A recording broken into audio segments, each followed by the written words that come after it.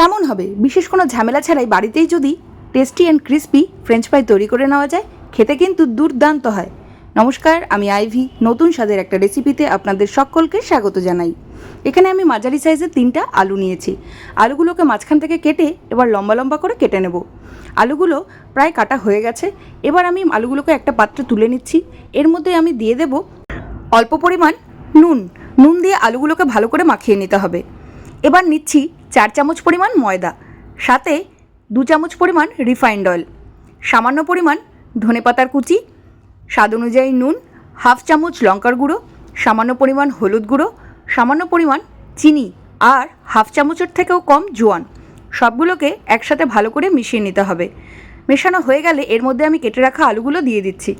আলুর সাথে এই ময়দার মিশ্রণটাকে ভালো করে মাখিয়ে নিতে হবে।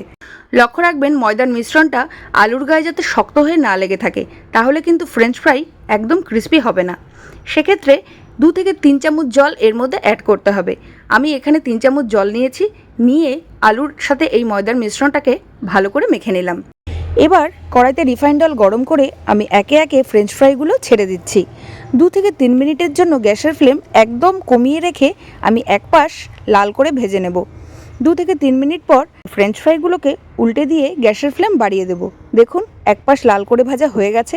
এবার আরেক পাশ লাল করে ভেজে নিতে হবে, তাই সবগুলোকে উল্টে দিচ্ছি। আজকের এই রেসিপিটি যদি আপনাদের ভালো লাগে তাহলে এই রেসিপির স্বাদ ভাগ করে নেবেন চেনা পরিচিত আর প্রিয়জনদের সাথে। ফ্রেঞ্চ ফ্রাইগুলো ভাজা হয়ে গেছে। এবার আমি কড়াই থেকে অন্য একটা পাত্রে ফ্রেঞ্চ ফ্রাইগুলো তুলে নিচ্ছি। বাকিগুলোও ঠিক একই রকমভাবে ভেজে নেব।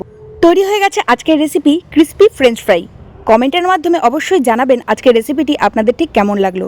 ইউটিউব চ্যানেল থেকে আজকের এই রেসিপি দেখে থাকলে চ্যানেলটি সাবস্ক্রাইব করে যাওয়ারও অনুরোধ রইল।